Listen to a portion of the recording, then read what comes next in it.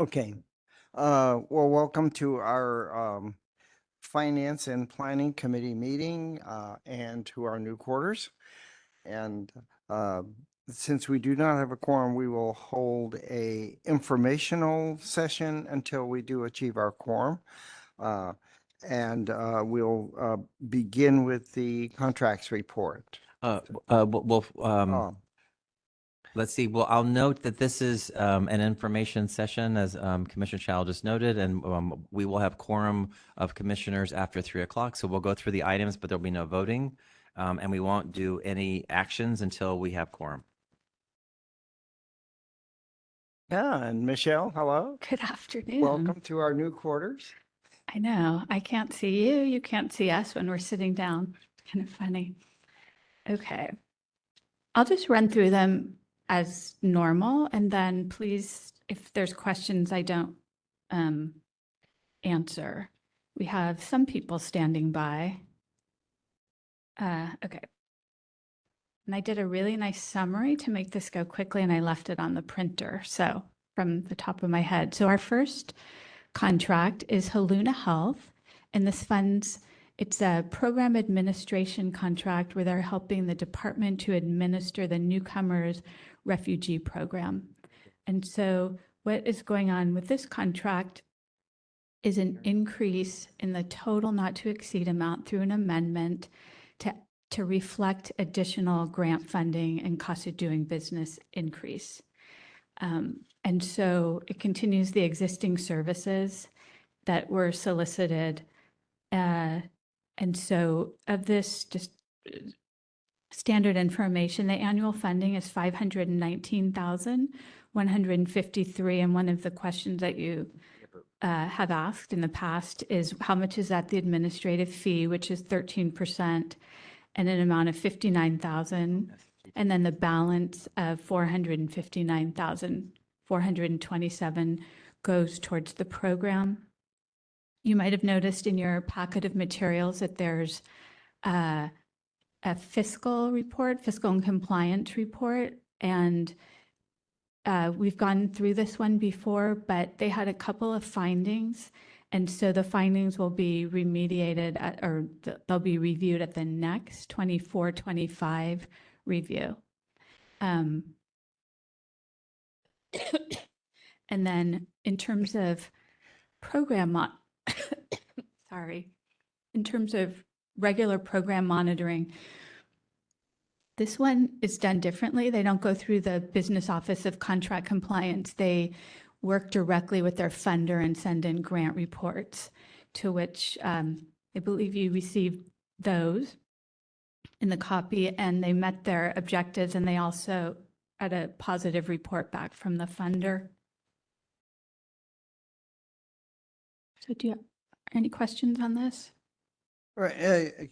Could you explain what NOC annual is not applicable mean? And the other question I had was, you've divided up in the units of service. So you're speaking, I guess, here of the administrative work that Haluna Health is doing. Right.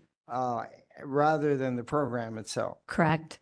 So, but did we have, or in the report, did we have the numbers that they actually are taking care of? I mean, the whole program is taken care of? Yeah, you should have a copy of a report that was sent through the state, which provides the numbers, and then there's a midterm update on how they're doing. And I looked at it before I came, and they're meeting their objectives.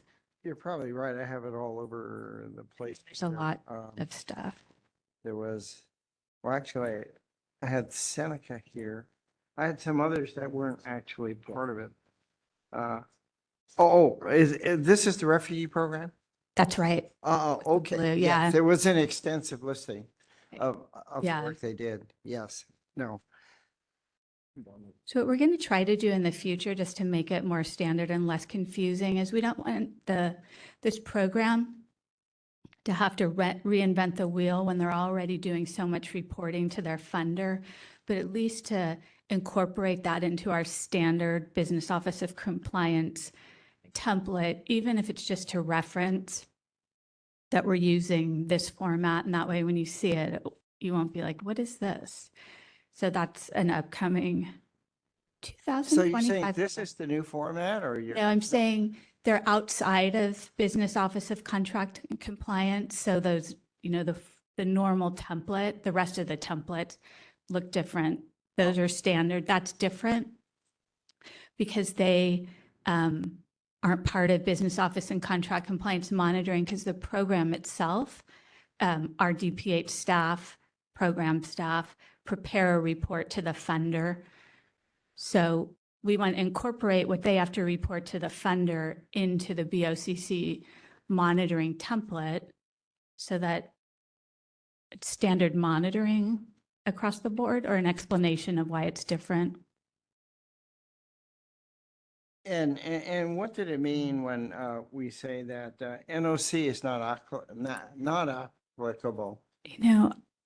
I think what it means for this report is that number of contacts isn't applicable to the program administration portion of the contract. Right. Meanwhile, your grant Correct. report, Right. which is very helpful. That was very nice. Shows the type of work. They really almost think that if we keep filling out all of these reports, we don't have any time to do the work. So I must admit, somewhere there needs to be, a balance, because I'm just wondering, all these go into the grant people and they all read these and they all, I guess, add up all these numbers. But Which is why I don't want them to also do the normal reporting that's probably ask the questions in slightly a different way. Like, I want to incorporate the grant reporting into the standard DPH reporting, so they aren't doing it double duty. no, that would be nice. Okay, well, understand that this is a contract for the administration of these programs, and these programs are doing their work with the immigrants. So thank you. On that one, I don't have any further questions, and we can go on to the next one. Okay, so the next contract is Community Forward SF, and this is for their A Woman's Place contract. This contract we're bringing to you today as an amendment. We'd like to continue the term through the maximum of the term allowed by the solicitation, and then take it to the Board of Supervisors so that we have sufficient funding and the approved term, so we don't have to go back again. But the reason that it has gone up is that the department received a new grant that let's see if I can find it quickly. The Bridge Housing State Grant. I feel like it's missing a B, but it's the Bridge Housing State Grant. And they use that funding to add additional beds to the transitional housing program portion.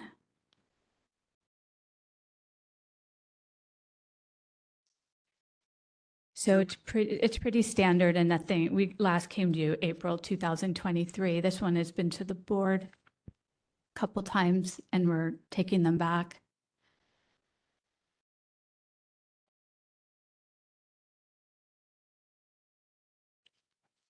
So when you say, well,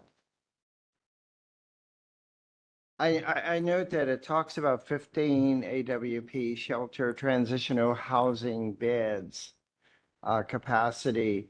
So meanwhile, you're describing about 3 different programs, but the 15 are actual bed housing.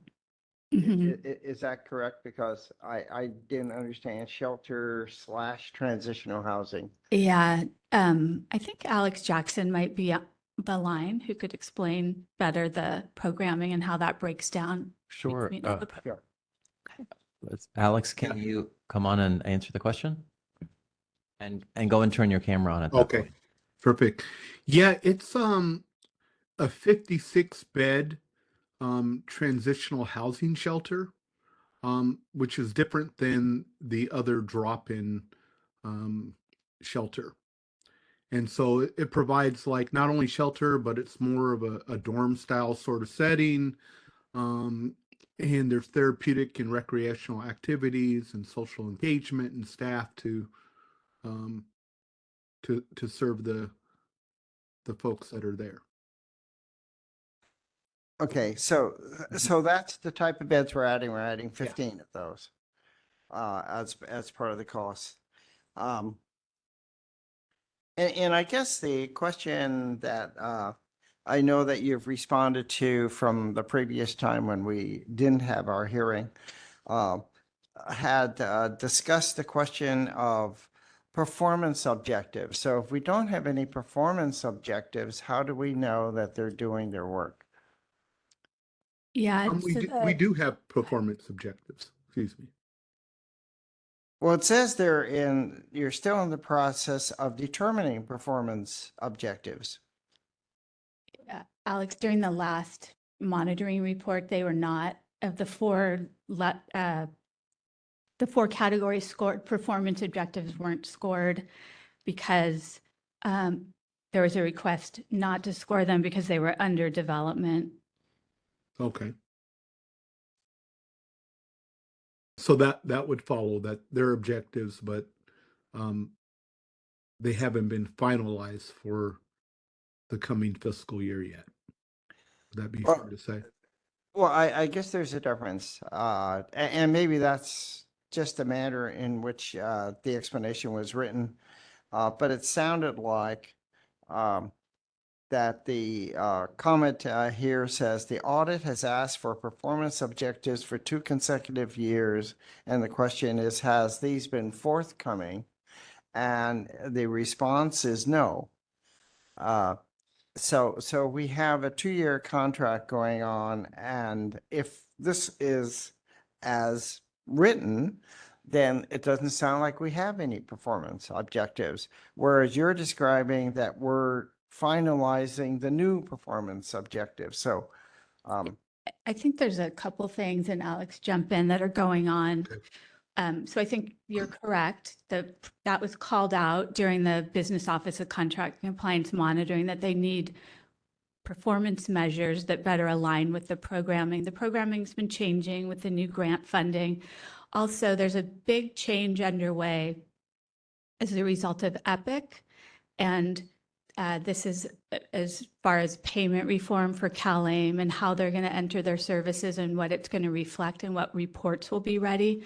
So they're working, we kind of provided a little bit more detail in the question responses that that we provided back, that you had asked actually in December. So this is number 2 on the Health Commission questions.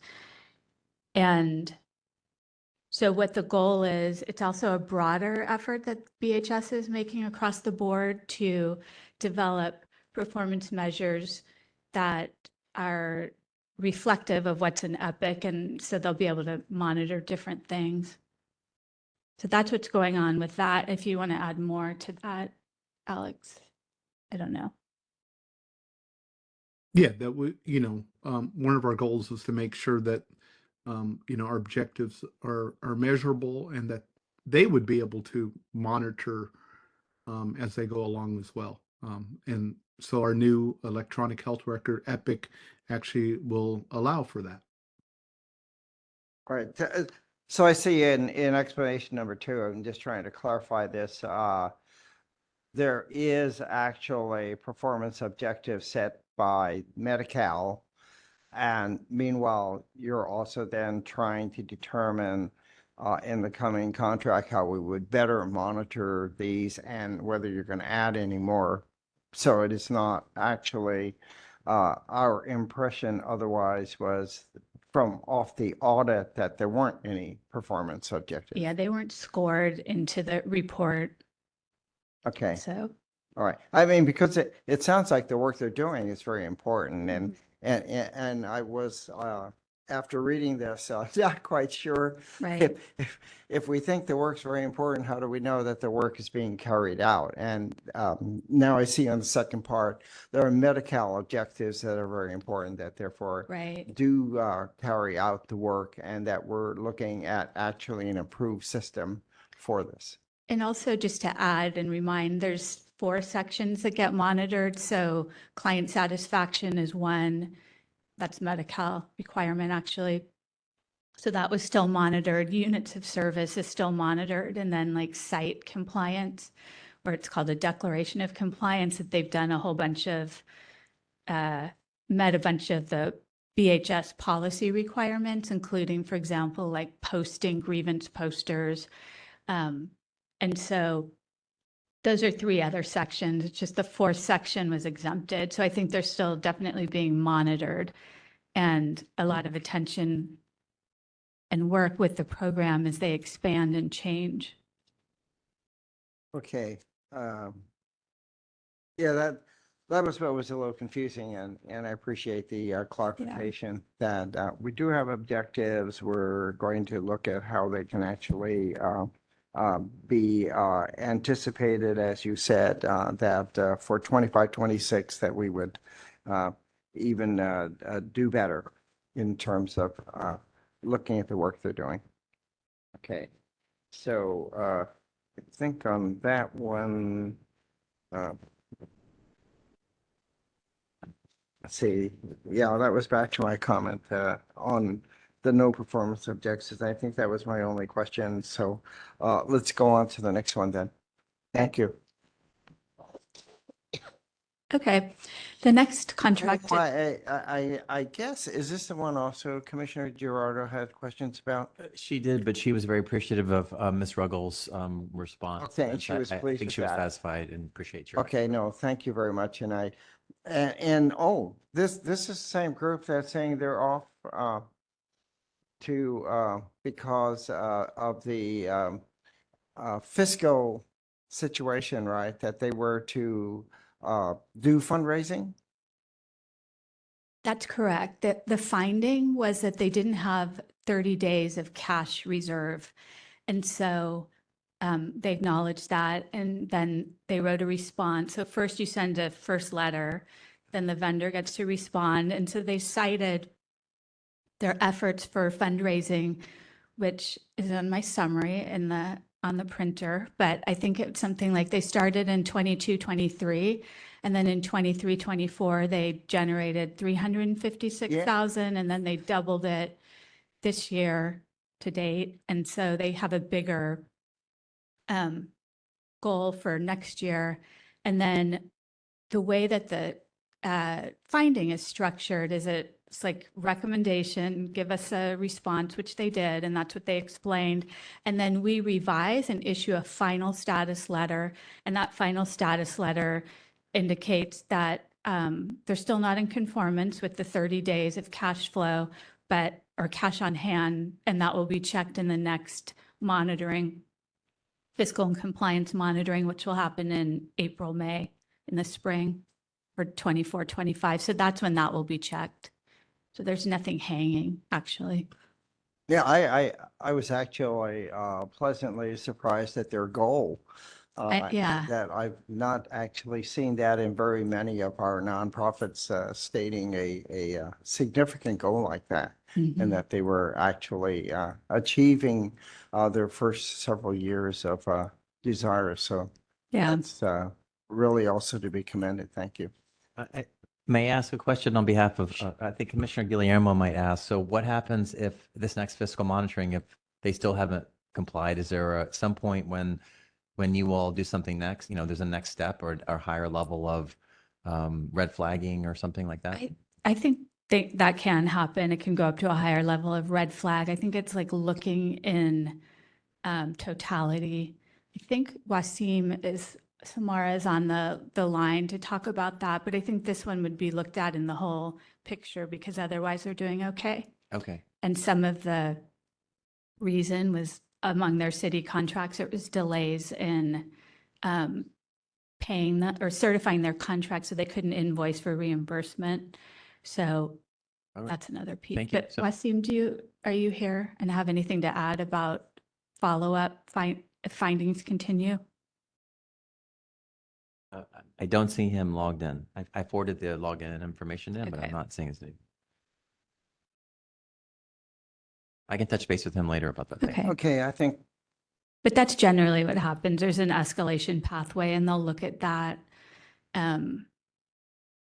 among many factors to see. And then, of course, we're always watching like their own cash flow. Are they running, are they asking for their invoices to be paid early? What's the impact? So, so yeah, it can escalate, but I think in this case, they're just monitoring it. okay. Well, I think, were there other questions that had come up? No, I think it's okay to move on to the next. The same contract. one. Yeah, thank Okay. you. Great.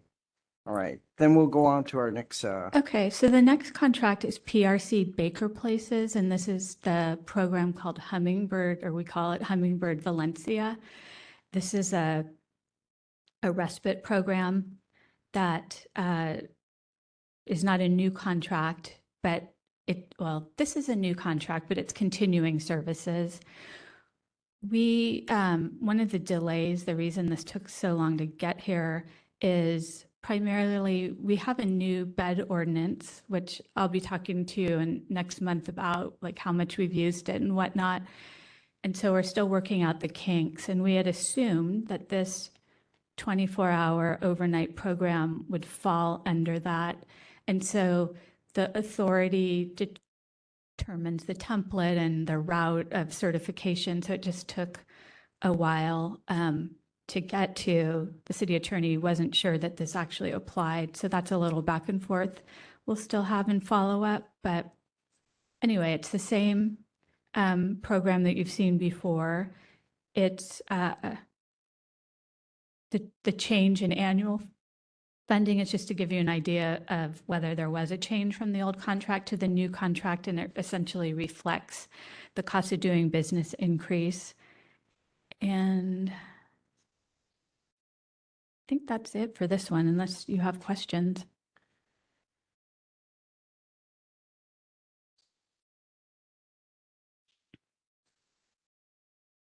And also just to say that the citywide fiscal and compliance monitoring did not find any findings for 23-24. And then our Business Office of Contract Compliance also does a review of the financial indicators in their audited financial statements, and they found them to be low risk, but kept them at moderate risk just because of the background and wanting to not, just to keep them under watch. yeah, But right. performance-wise, they also did a good job on the annual monitoring.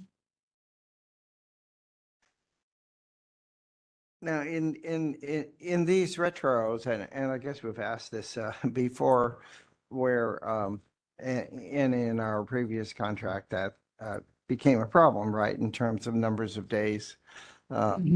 So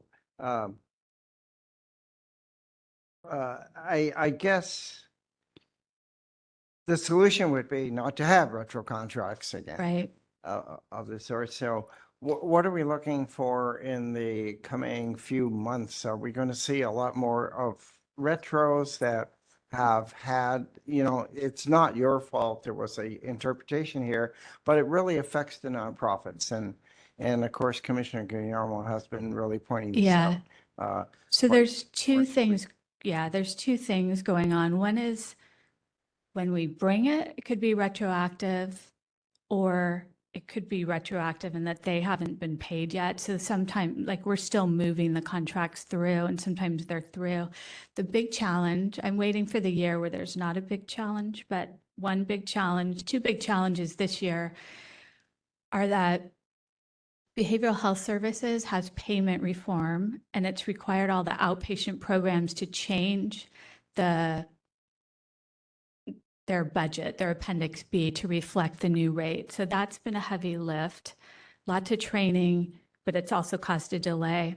The other big thing that's impacting us, particularly this year, ironically for being productive, but the city attorney and the Office of Contract Administration don't want to have a single contract that has multiple solicitations. So in the past, the pendulum was kind of the other way. So it was fewer contracts. So we might have an adult contract, a transitional age youth, a child contract, all in the same contract to just keep it easy.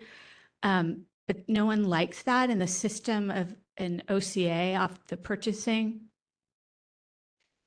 It's all aligned to be one authority. So what we agreed, because we can't break apart all the contracts immediately, is that when something came up for a solicitation or the bed ordinance or a new authority, then we would break apart the contract. So the pre-award unit of the contracts office was super successful in getting a lot of solicitations done. Many of them went right back to the same vendor. So we have a lot, like over 50 continuing services contracts that now start July 1st because the old contract ended and there's a lot more. So maybe like Instituto had one contract and now they have 4. So the volume of new contracts to meet this requirement of the direction policy of the city attorney and whatnot that's how we're complying, but we've just overloaded ourselves with a bunch of new contracts. So the continuing contracts are our priority because no one stopped services June 30th, but catching up and getting all of everything and getting this to the commission. So sometimes it's artificially retroactive, just simply haven't brought it yet or figuring out things, but they are moving ahead and we're super, super aware of that, the impact to the vendors. So lots of TA is going on right now to help the vendors with, especially in behavioral health, to complete the new budget. Where we can, we're using the old budgets just to push it through and then coming back and changing it. And so then what you're saying would be the change, like the ongoing. So I think the same challenges, the same remedies are the staffing, more staffing. HR has been super helpful in helping us to get staffing. We've just we've changed the structure, not changed it, but added to the structure in the contracts unit where like one supervisor had all these, like when Rob Longotano was here, he was essentially the supervisor of everybody in his unit, which is hard if you're the supervisor, the holder. So what we've added is another layer of supervisors so that there's more staff to do training and more staff to do reviews. There's so many places where one little mistake, literally the page number, can stop your contract. So a lot of more quality review. And then we've added a pre-award unit. So we have a new supervisor structure in place, and that's actually, yay, finally filled. And we'll announce it really soon, but also a new contracts office director. So I think with all the pieces in place and the training, that's the goal. And then of course the electronic contract management system, which will allow us to put everything in the same place and be able to track. And where we are with that is we solicited and now we're trying to figure out if who responded can do it. So I have actually a meeting on that afterwards. So that's our big effort, is changing the supervisory structure so there's more support and more layers to problem solve, because that is kind of what contracts is like quality control and problem solving.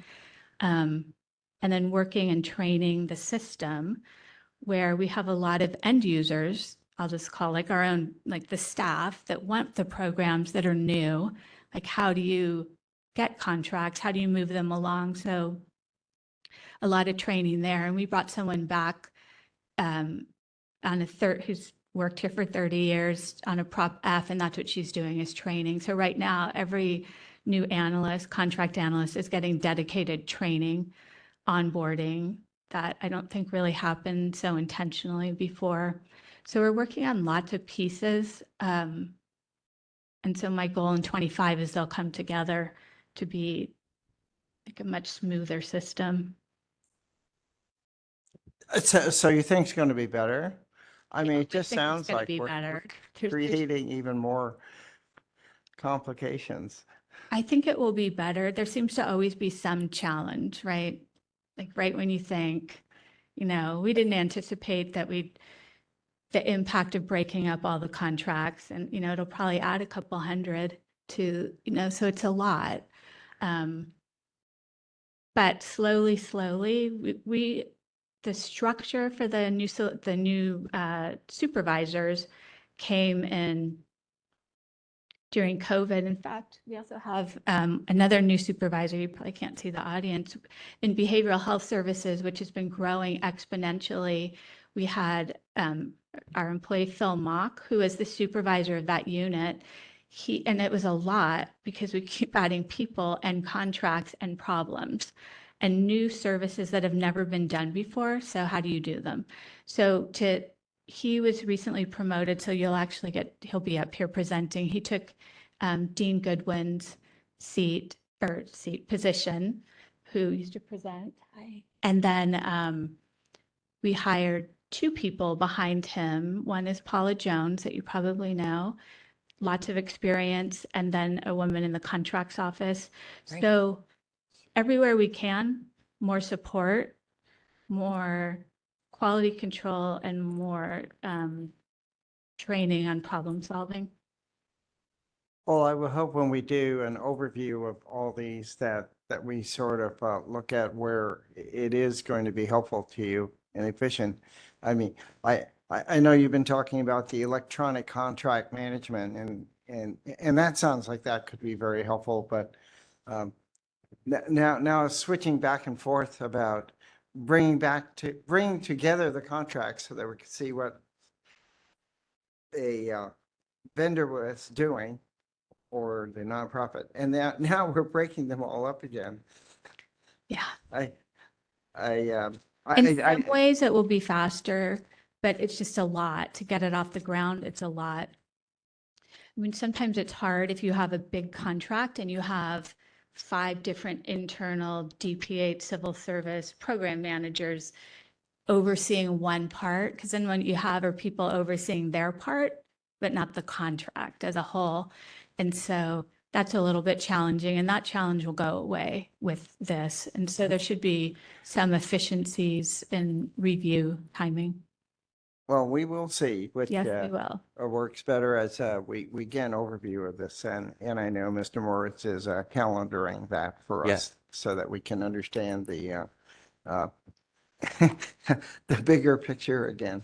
Now the Commissioner Gerardo has arrived. Maybe we can go back and commence the official business.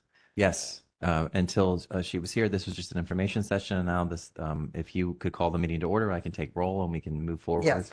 If you pause, Ms. Ruggles, just for a minute. So I'll call the roll. Commissioner Chow Yes, please. Present? and Commissioner Gerardo. You're on. Present. I turned you on. No, that's okay. I know it's a new system. I will read the land acknowledgement.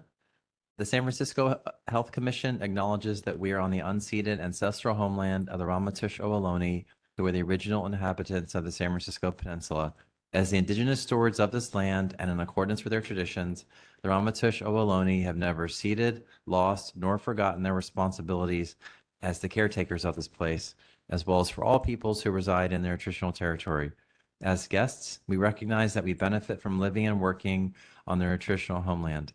We wish to pay our respects by acknowledging the ancestors, elders, and relatives of the Ramaytush Ohlone community and by affirming their sovereign rights as First Peoples.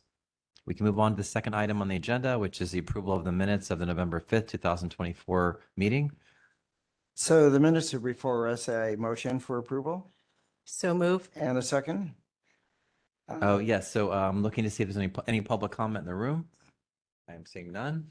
The one person who has permission to make remote public comment, I see no hands. So all those in favor? Aye. Great. So Commissioner Gerardo, Commissioner Chow began with the monthly contracts report, and I believe they were still on the PRC Baker Places Hummingbird. And I think that you all were ready to move to the next item, but I'm not sure, Commissioner Chow, if you were done with questions. Yes, Okay. we're prepared unless you have any questions on Hummingbird. Okay, Okay, Ms. let's Ruggles, go move for it. on, please. Okay. The next contract is Seneca Family of Agencies. This is a retroactive new agreement for continuing services and falls under that example of a service was taken out of a larger contract and then solicited. So this is part of the Transitional Age Youth System of Care. Let's see. So it's the same service, it's just ongoing. And what you had asked last time was what was the change, what came from the change? Or what you'd asked when this was going to be in December. So the funding the funding description is included now directly into the report, but they're adding a case manager and a peer position to increase capacity to provide targeted case management services. They're also increasing their infrastructure operations and then a base salary wage increase for the staff, as well as a cost of doing business increase. So that's the breakdown, broad breakdown of the 31% increase. The Seneca's fiscal and compliance monitoring, they had a positive no findings report, and they're monitoring, which, because I forgot my summary, I believe they got a 3 overall or a 4 overall, which is the highest. Any questions or comments? Commissioner. I have a question that it also kind of overlaps with our commission meeting on Seneca's. Does this pull out of, I know it, but where you have crisis intervention, we're talking about just the transitional youth, not, and the Right. mobile crisis team is another, is Yeah. a separate Seneca contract. Am I correct? That's correct. Okay, thank you. Did you have any questions on this particular contract itself? As I understand, it's the addition of a case manager and peer position that has created the increase in the Right, and salary, amount. Is that base, right? base rates, yeah. And the case rate, right? Okay. And I think, yes, that answers, and the information we got answered the questions. So thank you very much. We'll go on to the next one, please. Okay, so the next contract is also an original agreement for continuing services. This is the Mental Health Association of San Francisco, and they have 4 programs that, let's see, let me turn my page.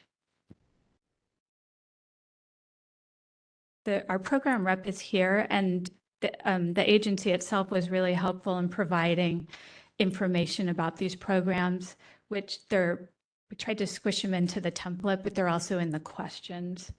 Hang on, wait till I have a question. And so what you have are the Peer Connections and Wellness Program, the Support Outreach Education and Engagement, and the MHSA Award Ceremony, and then the Information and Referral and Officer of the Day component. So that's what is part of this program. And what we've included is how, because that was one of your questions, how do you monitor this? The other change is that the unduplicated clients went up a lot from up to 720, not 25. I don't remember what it was when we first had this report and you asked about it, but kind of did a whole revamp, went back, met with the program. And so, let's see. I think it's detailed, but if you haven't had a chance to read it and have questions about any of the services, I'm going to take advantage of the fact that Tracy Helton is here to talk about it.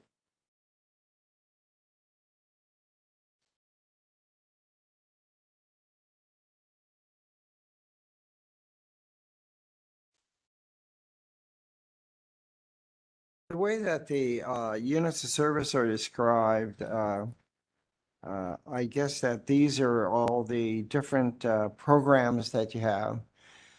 So kind of wondering, uh, for the first three, I mean, the fourth, the award ceremony, we understand.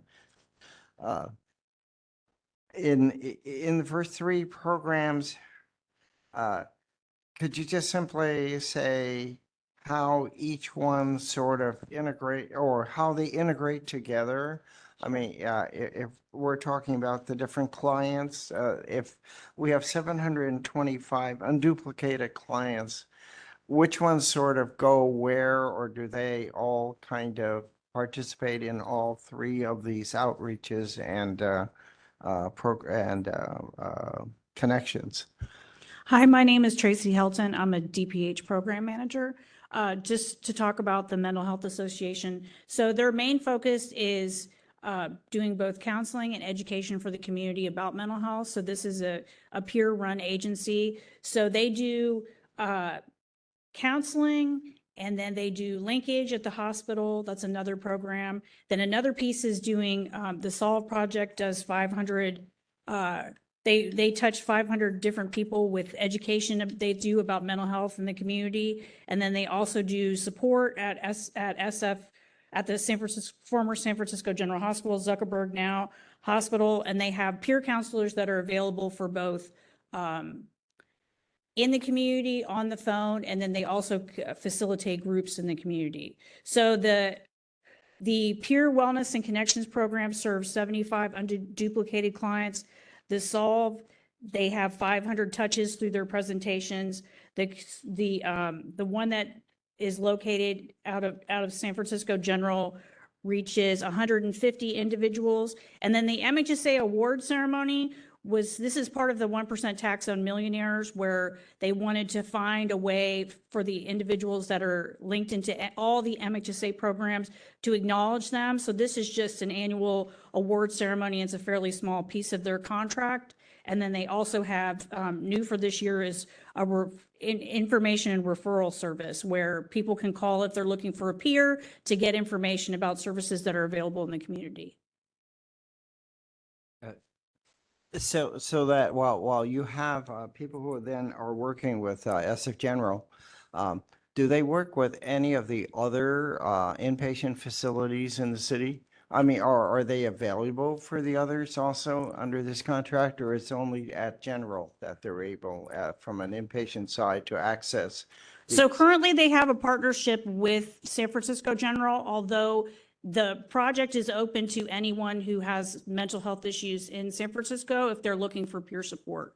So a person could contact them and get a service. But in terms of specifically providing linkage when someone is released from the hospital, they are working with Zuckerberg. So if, how do others, other agencies or other people who have a need then contact the organization? I mean, is there sort of a directory, a network that goes out, and maybe Commissioner Giraldo knows more about that than I do, but I'm just wondering how they know that you're out there. Well, part of that is the community presentations that they go out and provide through the Solve Project. So they touch 500 different individuals through doing the Solve Project and doing presentations to agencies and individuals. But also they have a line that you can call during the day to get information. And they also do presentations to various agencies. They're one of the core advocacy agencies for folks with mental health issues in San Francisco within our plan. Commissioner, questions? I've dealt with them a number of times, Oh. and it's really been very satisfactory. And it seems that even though there's various parts of it, there is integration and communication amongst the different, almost like silos, so to speak. Yes. And they've continually received satisfactory reports through their monitoring process. Very good. Okay, it sounds like Thank a very exciting program. Thank you.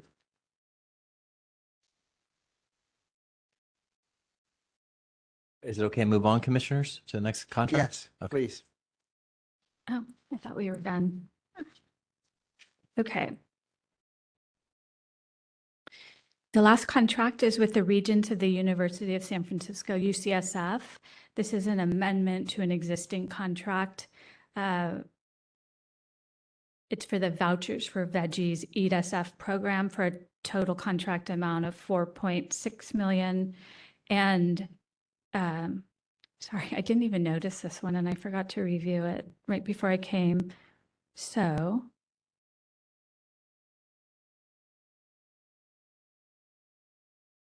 under the reason for the funding change, it describes why they've come back. But you can see from between the two, last year and this year, there's no change in, or between the amendments, there's no change in funding.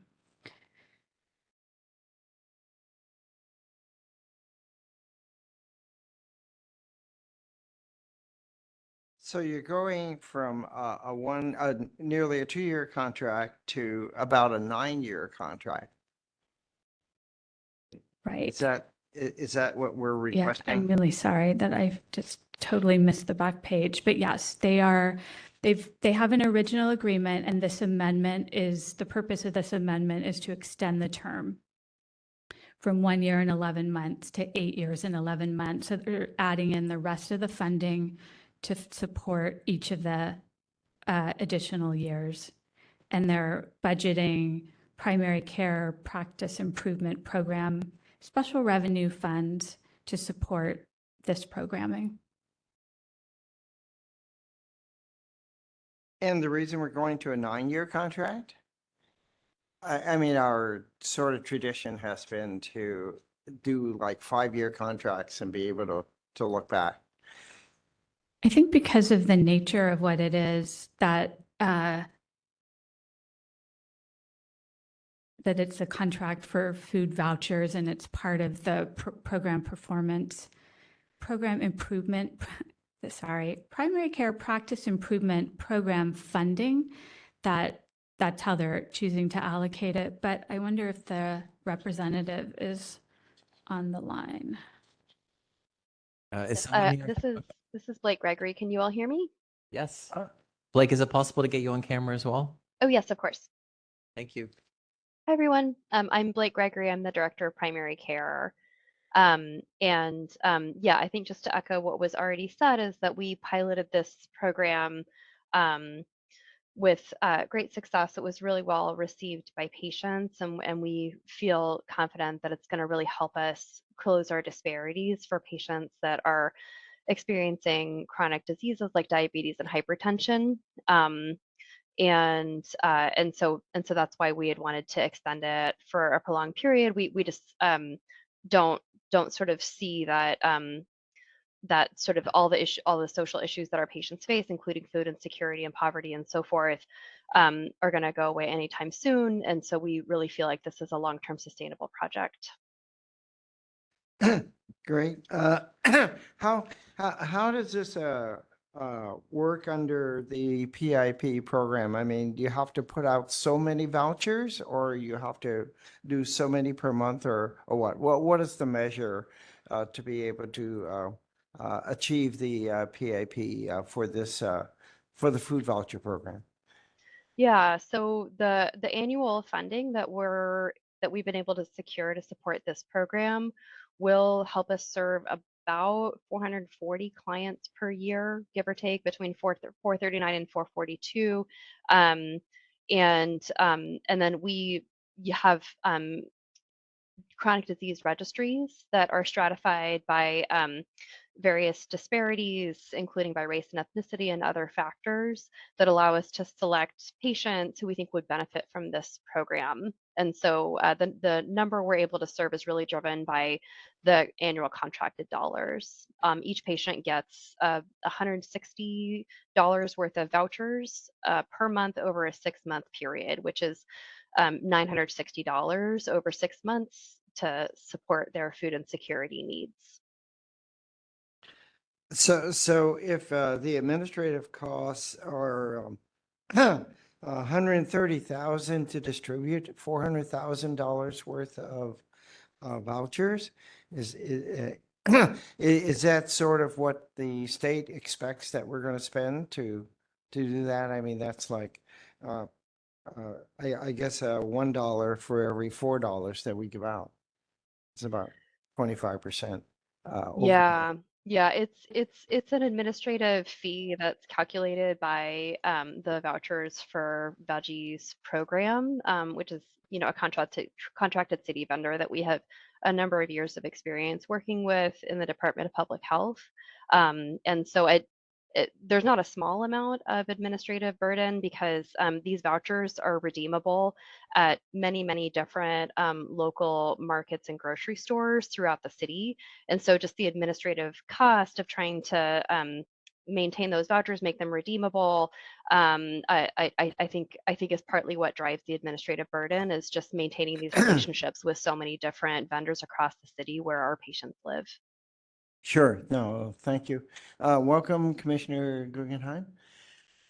Thank you. And questions from our commissioners. Commissioner Girardo. I'm just curious, are multiple vouchers given to a patient at the same time?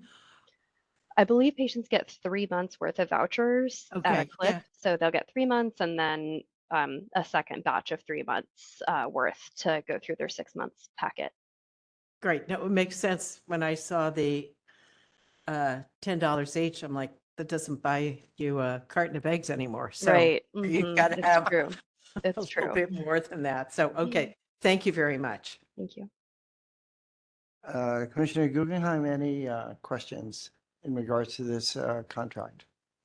No, thank you. Thank you. Okay, well, I don't have any further questions. Understand where the program is coming from. That was very helpful, and how it's done. So really appreciate that. And we can move on to our, we can move to have a motion to recommend the contracts report to the full commission. I so move. A second. I second. All those in favor? Aye. Thank you. And I'll note there was no public comment requests on that item. So the contracts report will be put on the consent calendar and you all will vote at that on that item at your full commission meeting in a few hours. All right, we can move on to item 4. Thank you, by the way, Ms. Ruggles and everyone who supported her. Item 4 is a request for approval of a new professional services agreement with Health Management Associates. Come on up. And everyone just make sure that you introduce yourselves with your name and title, please. Okay, thank you. You can hear me. Good afternoon, commissioners. My name is Matt Sir. I'm the Revenue Cycle and Reimbursement Director for the Department of Public Health. I'm here to request for approval of a new professional services agreement with Health and Management Associates, or HMA, to provide consulting services pertaining to the department's revenue associated with its federally qualified health centers, or FQHCs. The total proposed contract amount is $5.9 million, which includes zero contingency for a term of 5 years going from October 15th of 2024 to October 14th of 2029. So just to give you some background, DPH's clinics are designated as FQHC under their subrecipient relationship through a 330H grant held by the San Francisco Community Clinic Consortium, or the SFCCC. And while DPH's 18 Medi-Cal FQHC sites receive their designation from this relationship from the SFCCC, reimbursement rates are set by the Medi-Cal program and are largely based on historical cost and provider or practitioner visits that were used to calculate a rate, or a reimbursement rate that goes back to the year 2000, when those rates were initially set, and have been inflated on an annual basis for cost inflation factors. With HMA's expertise, DPH has an opportunity to increase that rate, or those rates that we receive for our FQHC clinics, both through rate setting, analysis and improvement, and optimization, and operational and clinical strategic optimization. So HMA will serve as our FQA, or as DPH's FQHC subject matter expert, to assist the department with FQHC tasks that are under the 5 following categories. So research, staying up to date, and informing of the department of all legislative and or regulatory changes related to FQHCs. HMA will provide periodic regulatory reporting, including updates on anything federal and state that has changed or is going to change. The second item is to provide guidance and on financial sustainability, including regulatory compliance and change of scope recommendations. The third item is to assist DPH with rate change requests, including rate setting optimization and rate setting risk analysis. Fourth item is to provide rate setting project management, including submission of all required reports, and which also includes audit and appeal support should those be needed. And the fifth and last item is to provide as needed consulting and reporting services related to the department's FQHCs. This includes, and just so I give you a bit of context in terms of the size and the amount that of revenue that's generated. So the department's ambulatory care division consists of 18 federally qualified health centers, or FQHCs, which include 150 services, over 150 services, and generates approximately $70 million of FQHC revenue annually. So with that, I'm here to request for your approval, and I'm happy to take any questions that you may have. Thank you. Questions from our commissioners? Commissioner Giron? Is there an annual report submitted, or is it quarterly, or on all of the different tasks? How do you get the information back?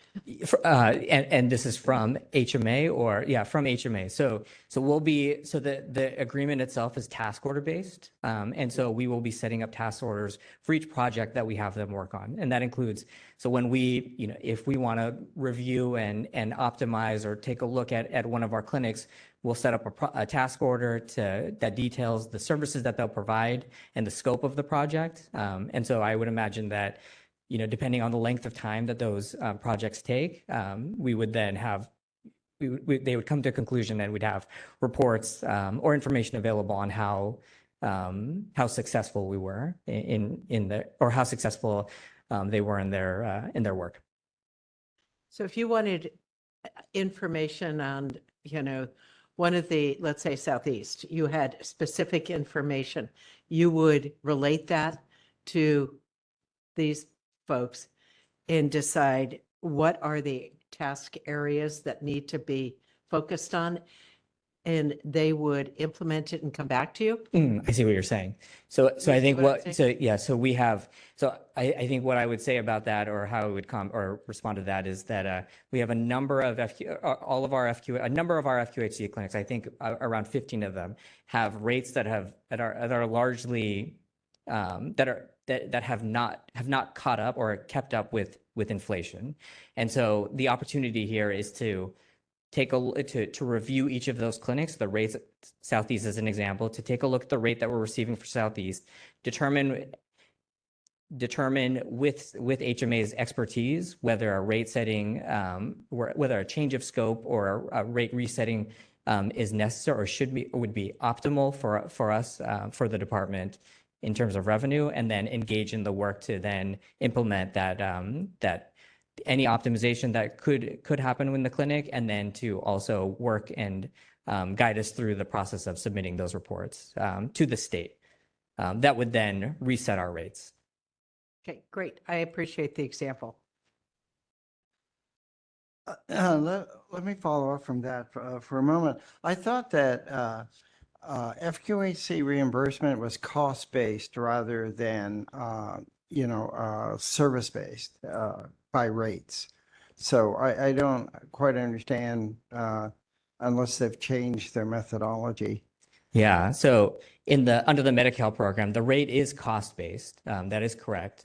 But it is cost-based in that once a clinic sets its rate or defines, once a rate is calculated for that clinic, that rate stays in place until a change of scope is requested to then update that rate. And so it departs from the cost-based rate, and as the clinic is not requesting, for as long as the clinic is not requesting rate increases.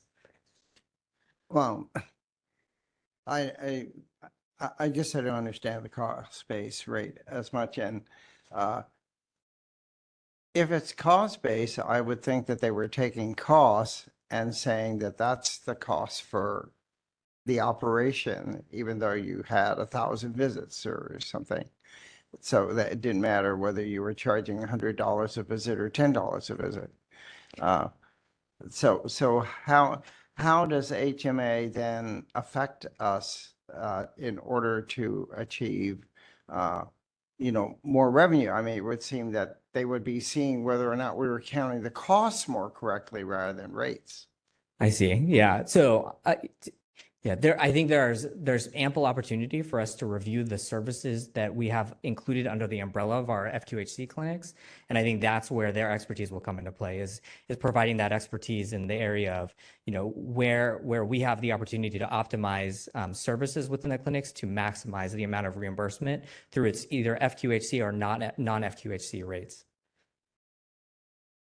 How much of our program at the FQC is Medi-Cal? I'd have to get back to you on that, but it's largely Medi-Cal. It's largely yeah. Medi-Cal. Yeah. I mean, I would have to imagine closer to 70, just greater than 70%, but I'd have to get back to you on the exact estimate. Because every year or every 2 years, we go off and we set rates. But I hadn't really thought too much about the rates because we have fixed either FQAC under the cost reimbursement. So what I would understand is that HMA should be looking for us to make sure that we were counting all the costs correctly. They will, and that's certainly something that will be in the scope of services that they provide. And who was doing this before HMA? So previously, we had an agreement with Whitfley. And so this was put out to bid then, and HMA came in as the Yeah, it was through an RFP. HMA right was with here. selected, yeah. Okay. And I will say that the work, so we had an agreement with Whitfley. It spanned through a transition into Epic, but also COVID. And so the delay or the work that we wanted to do and intended to do was delayed. And so this is that work that we had intended to do a number of years ago coming to fruition. Okay, and is this a fixed cost or it is a % of savings or what? As a contract? We'll pay them hourly. Via what? Hourly. An hourly rate? Yeah. Oh. Okay, and will you be able then to be able to determine whether, we've been successful in this from your evaluation? I mean, how are you going to evaluate? I mean, so we can certainly define ways in which measurable ways to define how we will determine whether they're successful in this work. But I think, qualitatively, we will I think it's going to help us to have an outside agency or an outside consultant come in and review who has experience with FQHCs across the state and across the country to review the services or the services that we're providing within our clinics, and also to review, where we have opportunity to maximize and optimize revenue or costs, which would then sort of dictate the rates that we receive. And so I think the measure of success is whether we are receiving or whether we're receiving higher rates. But in terms of, I think that would be the sort of primary way that I would measure their success. Right, and therefore, under your old contract, did you also find that was satisfactory? I mean, in other words, the consultants were helpful. So again, we largely did not do this work while that previous consultant was here because of the challenges that we had with going through with COVID, the transition into Epic. And so again, this is that fruition. We're actually going to do the work now. We're ready to effectuate the work. Has there been any consideration that we would attempt to do our own FQHC, or has that any advantage since it might not change anything. There's been a question of being under the clinic consortium license. I see. So no considerations at this point. It's certainly something that we can take a look at, but not something that that we've looked at recently. Okay, yes, Commissioner Guerrero. Since it's a new contract and, one of our commission focuses, is really focused on data accountability. So I would highly suggest that as you're, gathering, let's say, on the reimbursement versus the cost, et cetera, that you really gather data. So that's one of the things that we love to look at to a certain extent, but that we find is extremely important with different agencies and groups that we contract with. That is, yes, don't give us just qualitative, but quantitative helps. Oh, I promise you, there will be tons of data that we will have available to this to you commissioners. Yeah, I That's fine. promise that will be definitely something that we will have. Yeah. I also think it would be, I fully agree with that sentiment and also agree that we should again review if there is any advantage to having your own FQHC, because if you've got 15 clinics, and that's probably equal to the number that is in the clinic consortium already, if there's no advantage, that's fine. But if there's an advantage of us running our own FQHC, then I think we should, really review as to whether or not that is a value. There must be some reason. I know the reason that we went under the clinic, and I know there was a lot of discussion about whether or not later we would then have our own FQHC, probably in terms of independence of governance and so forth. But maybe the relationship is good, but I think it would be good to actually review that. at That's some fair. point and We can certainly report back. include that in the scope of our work. Okay. If we have no further questions, we need to have a motion whether to support and ask the commission to accept this contract. I so move to support the adoption of this contract. Okay, and I see a second there. Thank you. And let me just ask for any public comment on this item? The person who's got permission to do so remotely? All right, I see no hand. All those in favor? Aye. Great. And Commissioner Guggenheim, I'm noting this is a good item for orientation around the I can't say it. Anyway, thank you, Matthew. Thank you. Thank you Uh, very much. Item 5, request for approval of professional services agreement with Chinese Hospital Association. Good afternoon, Commissioners. My name is Michelle Lee, Director of Social Services at Zuckerberg San Francisco General Hospital. Today I am Could you requesting. just speak up a little? Sure. It's a big room. Today I request the approval of the professional services agreement with Chinese Hospital Association to expand surge beds capacity for skilled nursing beds. The total proposed contract amount is over $5.3 million, which includes a 12% contingency for the term of December 1st, 2024 through June 30, 2025. That's 7 months. The Chinese Hospital Association will provide skilled nursing level beds in San Francisco to accommodate the surge overflow or other emergency situation. These beds are for San Francisco residents who meet the medical criteria for admission for skilled nursing levels of care. The Chinese hospital beds have been used during COVID surge and during the time that Laguna Honda has been unable to admit patients. Chinese Hospital Association is a community-owned nonprofit acute care hospital located in the heart of San Francisco, Chinatown. Its mission to deliver quality health care in a cost-effective way, responsive to the community's ethnic and cultural uniqueness, providing healthcare accessibility to all socioeconomic levels. This contract gives access to 23 beds. I kindly request the Health Commission's approval, and I am available to answer your questions. Commissioners, questions? No, I thank you for answering my previous question of how many bed days had been in 2024 You're were welcome. occupied. Mhm. So that was 600 and have to look at my phone to look at it again, but it was something similar to that. Yeah, Was the- for the calendar year of 2024, the Yeah. total bed occupancy days were 7,081 So that, okay, well, days. I guess the number of patients were, I don't remember. I don't have the aggregate number, but currently we have 16 patients there. Okay, great. Thank you. So this is a fixed amount and we get up to 23 beds. Is that what?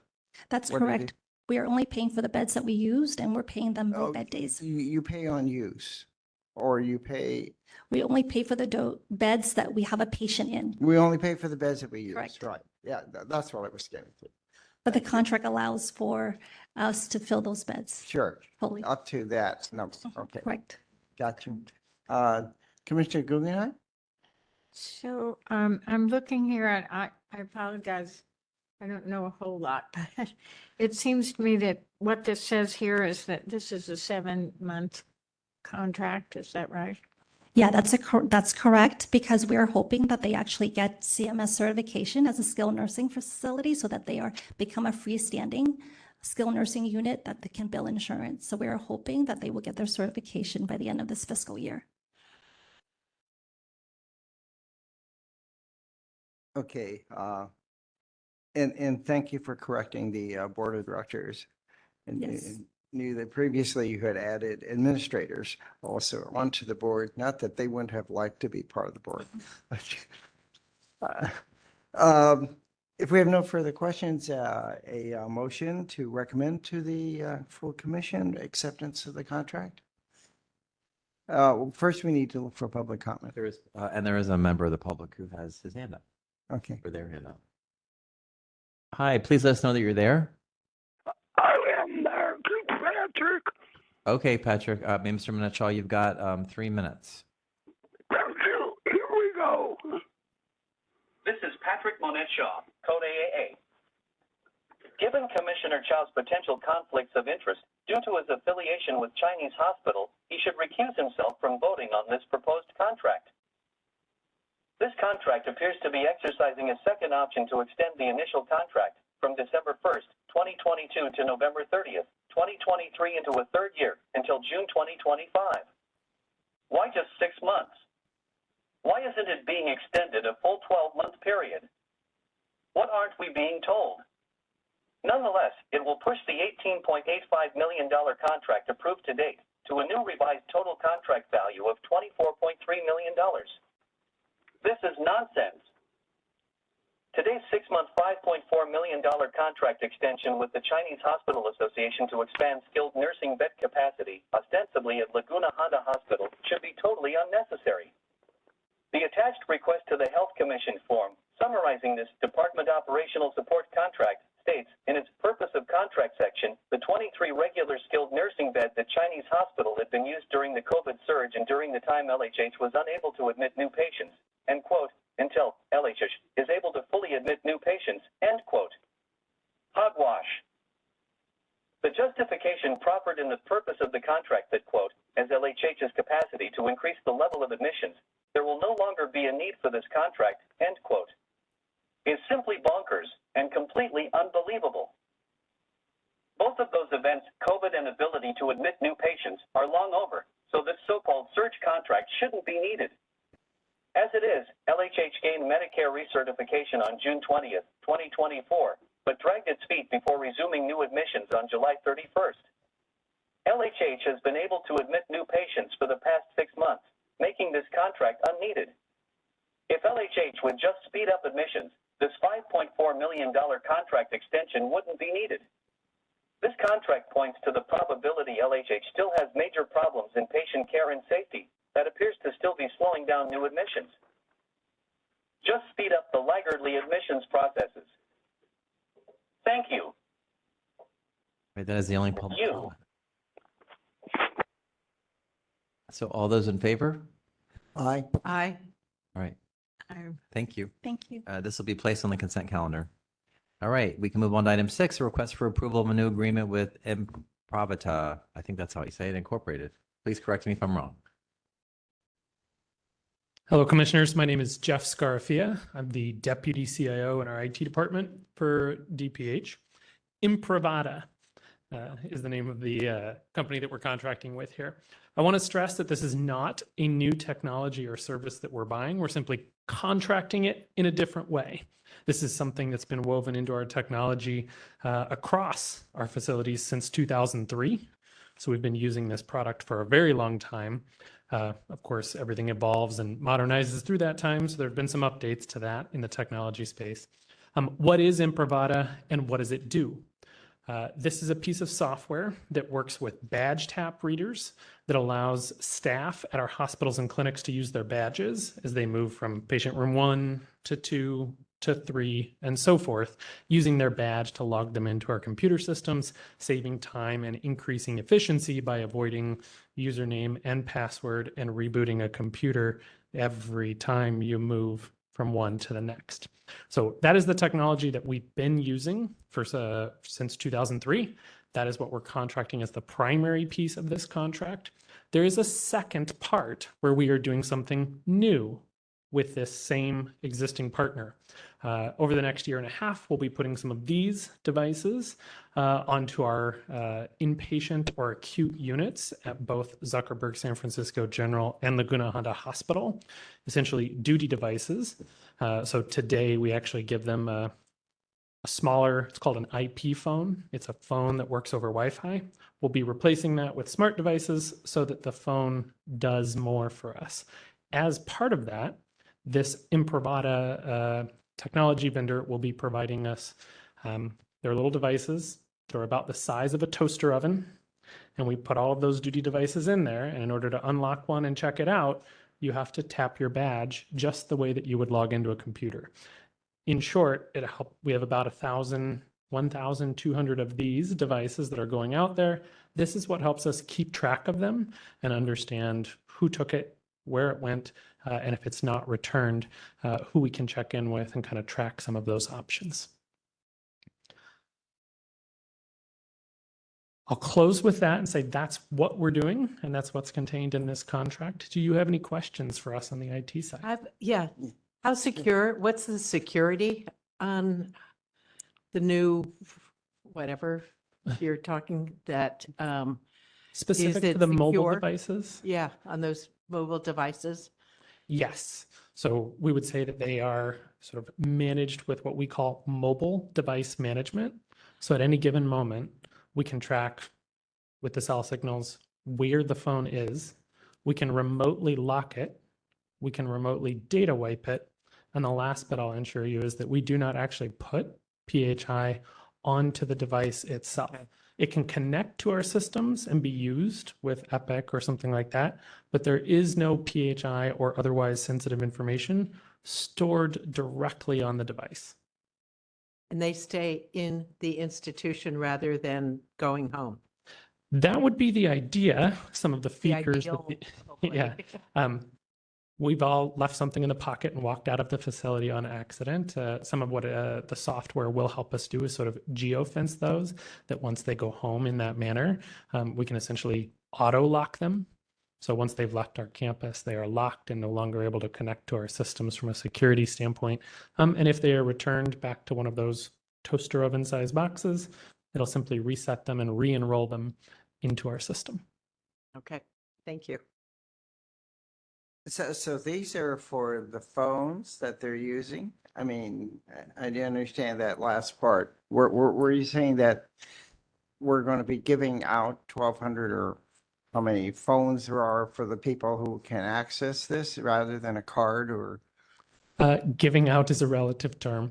We'll be adding on our inpatient units and at Laguna Honda, we'll be sort of providing maybe, depends on how big the unit is. Imagine a staff of 10 nurses. There'll be about 15 phones placed onto that particular nurse's station.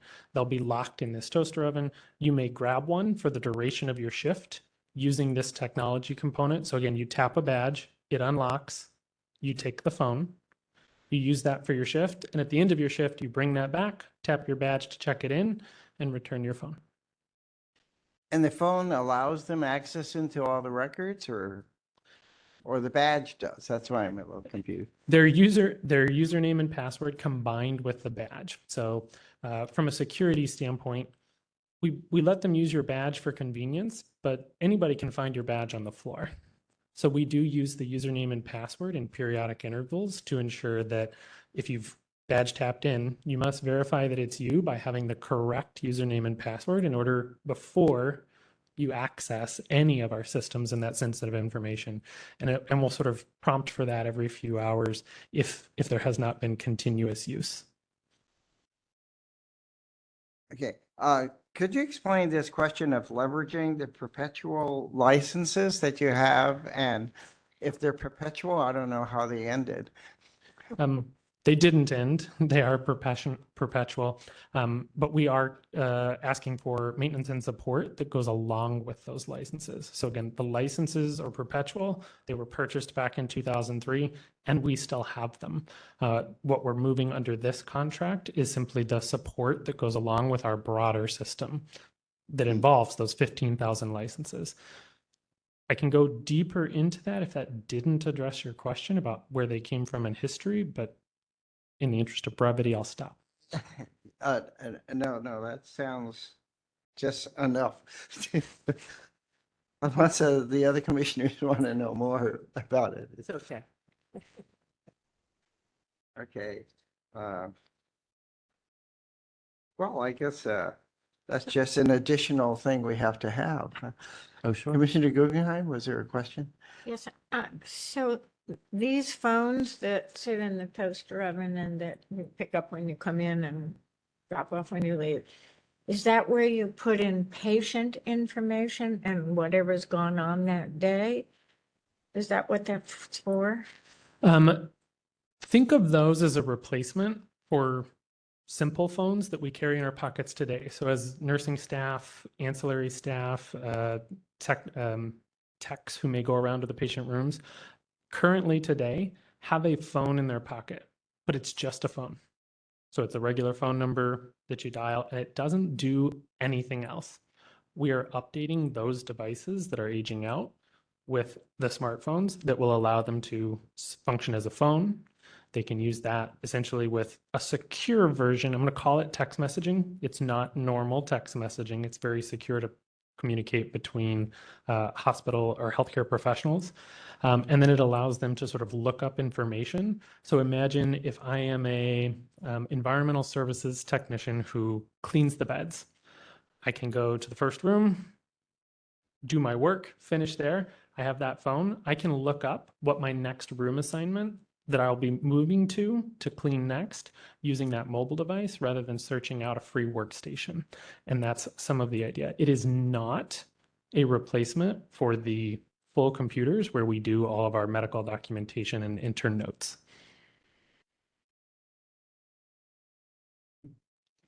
So it's just basically kind of Their a phones. jazzed up phone, right? Okay. Sounds better than a pager. Yeah, I mean, it's what it. Replacing pagers is part of that as well. You can get a page with text on a device that has a screen. Okay, is there any public comment? There is. Give me 1 second. Mr. Minetshaw, you have been unmuted. Please let us know that you're there. Oh, he's disappeared. All right, so there's no public comment on this. All right, so a motion is in order to recommend to the commission for approval. I so recommend for approval, the Improbata contract. And I'll second. All those in favor? Aye. Aye. All right, thank you so much. Thank you, commissioners. We can move on to item 7, the DPH first quarter fiscal report for fiscal year 2024 to 25, and give me a second to pull that up. And I think for Commissioner Guggenheim's edification here, our tradition has been that the first and third quarter reports would be presented at the Finance Committee here, and the second and fourth quarter are presented to the full commission. The first quarter is presented here because it's really very preliminary, and the third quarter is kind of intermediate. So but every quarter then the commission does receive a report of the financial status of the department. Great. Thank you. Please proceed. Thank you. Good afternoon, Commissioners. Drew Morrell, Chief Financial Officer for Public Health. And thank you, Commissioner Chow. That is a perfect explanation and segue.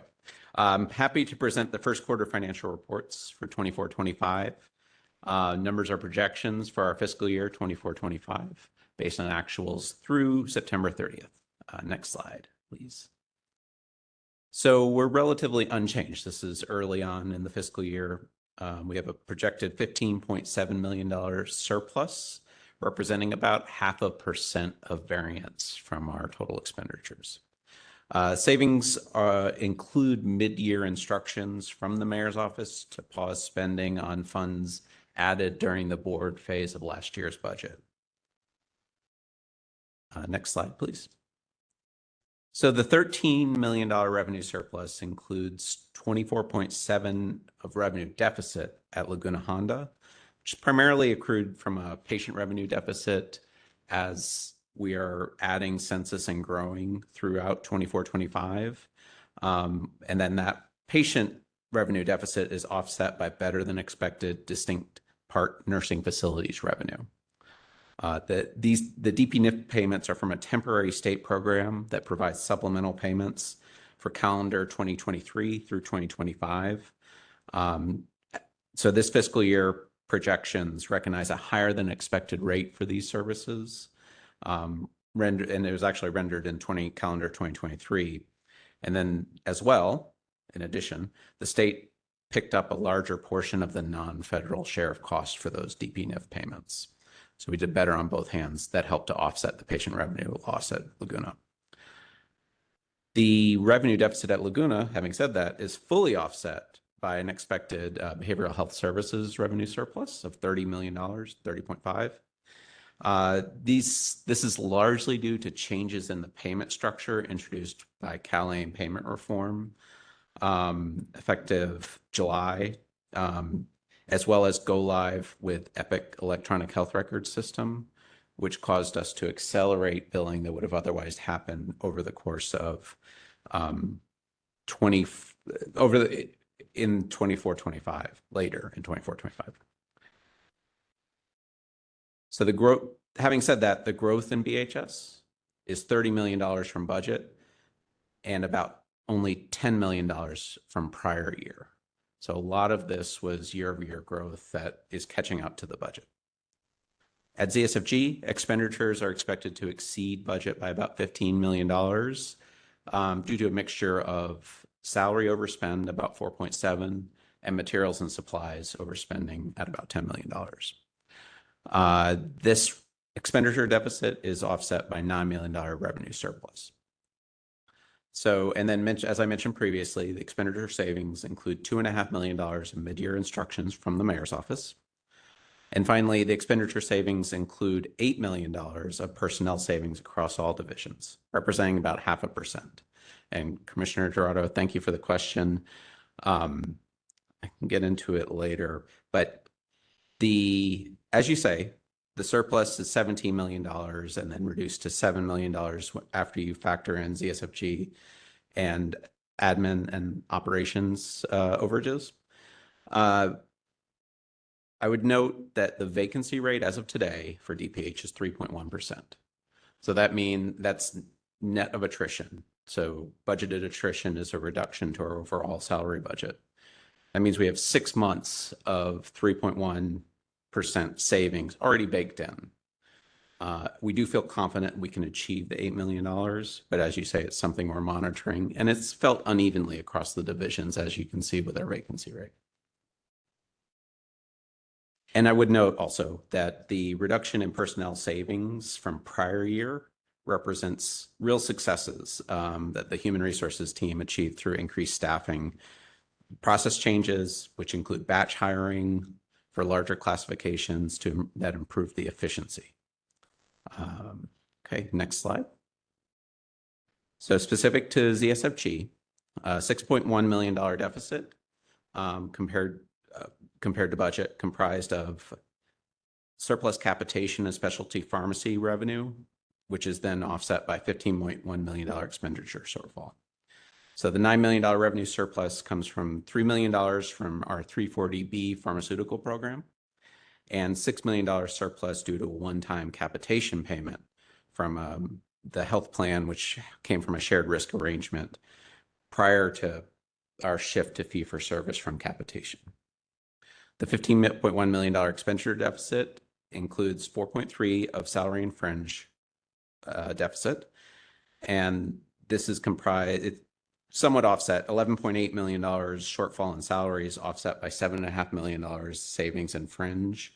A lot of that is from unbudgeted increases that were negotiated in last year's labor agreements from holiday and premium costs. So those impact salaries specifically.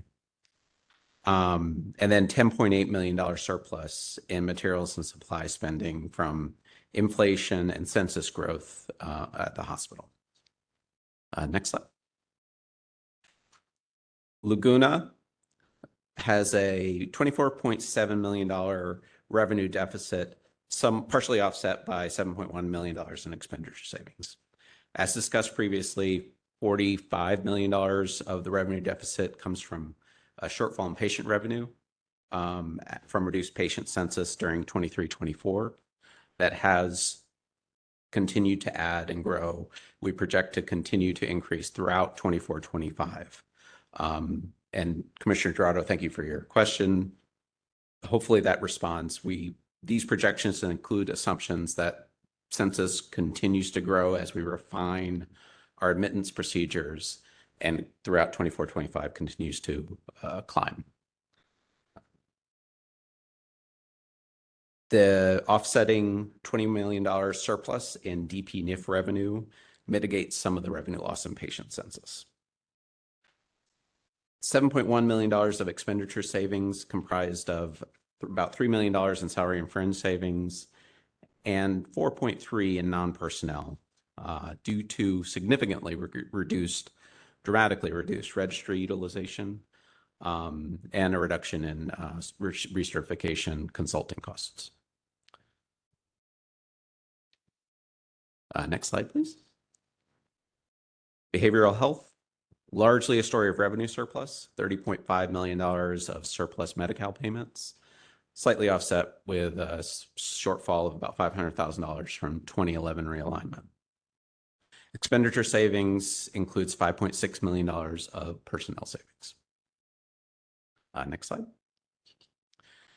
Primary care includes about $600,000 of expenditure savings from personnel savings, and then $400,000 from the mayor's instructions, which has to do with oral health task force funding that was added back during last year's board phase of the budget deliberations. Next slide. Jail health is on budget. Next slide, please. Health Network Services has a net surplus of $900,000, comprised of $500,000 revenue shortfall due to reduced county Medi-Cal administrative activities, CMA claiming. We're essentially getting this year, we're projecting fewer time-studied hours related to CMA. We are focusing on that and have an expanded effort and hope to have better news in future years, but this year we do expect a deficit. We have a $1.4 million expenditure savings due to $3.5 million of personnel savings, partially offset by a $2 million deficit in non-personnel costs tied to higher contract rates for as-needed beds. Next slide, please. Population health is largely a story of personnel savings and the mayor's $2 million from the mayor's instructions to hold CBO funding that was awarded during the add back phase of last year's budget. Next slide. Public Health Administration includes a deficit of 4.9 from personnel savings of personnel overspend, a deficit of 5.7, partially offset by $1.4 million in savings from IT spending. And then the last slide is a update, no change to our revenue management reserve. And hopefully I hit the questions, Commissioner Dorado, that you passed on, and happy to take additional questions.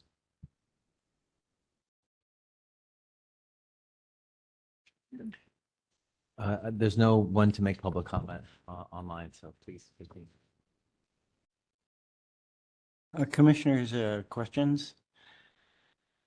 I'll start with one on the Public Health Administration. Could you just re-explain how the salaries and, well, you said there's a 4.3 million deficit from expenditures under salaries and fringes. So usually Public Health Administration should be pretty straightforward.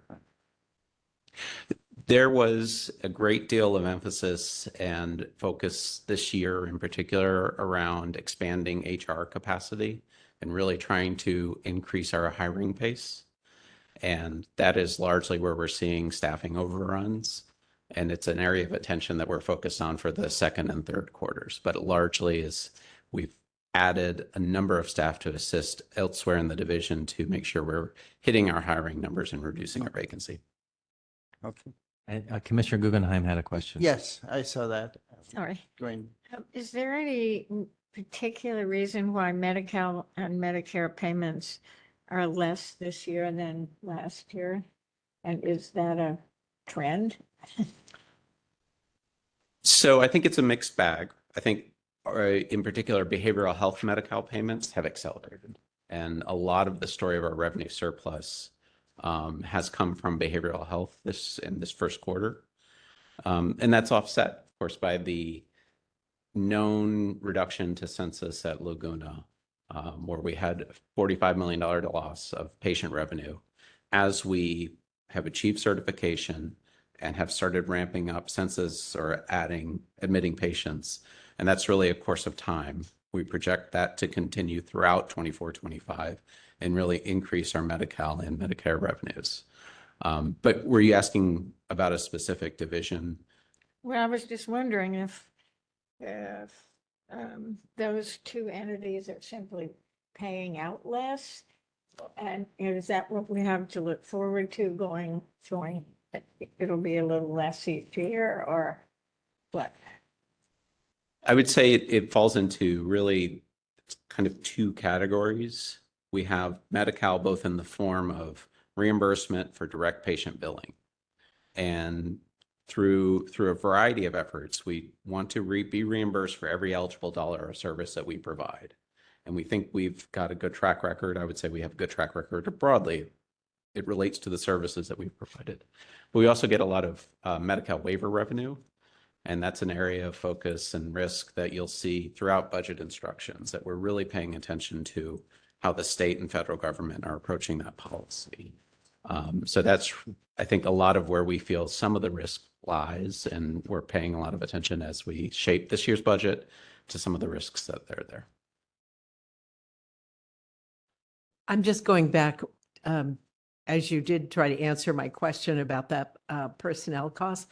I'm just concerned in your projection for the upcoming fiscal year with the benefits.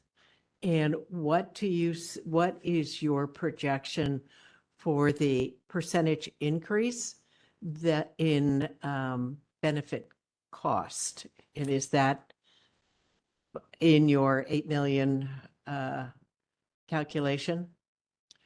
Fortunately, You see what I mean? I do. Yeah. I think. Fortunately, as a city, we budget for health and retiree pension Right. benefit costs as a citywide entity. And so looking at it, when health services system sets rates, they do so in advance of the upcoming fiscal year. And mayor's office will incorporate those as part of their budget instructions. So when I return next week to give an overview of the mayor's budget instructions, you'll see a point of emphasis is on our continued growth and acceleration of personnel costs, which are a function of increasing health rates and increasing pension rates. And that has translated to specific goals in mayor's budget instructions and part of how we're developing the 25, 26, 26, 27 budget. So we are incorporating those, and they really become an important factor, key factor in our budget development for 25, 26. That's my concern is of why I'm kind of focusing on it, especially after there was one of the issues that were one of the bond issues that, passed for, firefighters being able to retire very early and all of that. So that ups the ante, so to speak, of costs. So Absolutely. Increases in pension costs right. and the contributions to ACR, very much a factor in our budgeting conversations. Okay, And thank it's you. the preview of next week. I had a comment on the spreadsheets that we have. And it's a small thing. I think I can finally finish reading it, but when we get down to the line on general fund support, as I'm reading my column of variance, it says favorable, unfavorable, and the unfavorable is a bracket, right? But it seems to me that if in the general fund support line, we get a bracket, but let's just take as the full department, right? The revised budget was $1,060,000, and we were projecting $1,040,000. So that to me is actually a favorable. As a reduction to our required general It's a fund reduction support. in general fund, but it's marked as a 12.88 negative. It's just a small. No, I understand the point. And the direction within the spreadsheet, because we're trying to capture revenue deficits and budget expenditure surpluses are over, can be tricky. We will review the row that has general fund Yeah, support it's in the just that spreadsheet. row, which then sort of, as you're reading down, looks like we're still spending general fund more. And that's sort of the line that, we all kind of drop down and look at. So, I apologize for that. We'll look at it. oh, it's no apology. It's just my reading. Thank you. Any other comments on the first quarter report at this? And we'll look forward to your report. Is it next week that we're going to Next get? week is the first budget hearing. Budget hearing next week. Okay. All right, thank you very much. Thank you very much. Commissioners, we can move on to item 8, emerging issues. Okay. Are there any emerging issues? All right, hearing none, and there's no public comment. We can move on to public comment. There's no public to comment. So commissioners, please consider a motion to adjourn. Motion for adjournment? I so move to adjourn. Second. All those in favor? Aye. All right, Aye. thank you so much. Give me 30 seconds to take that. Hey, Ed.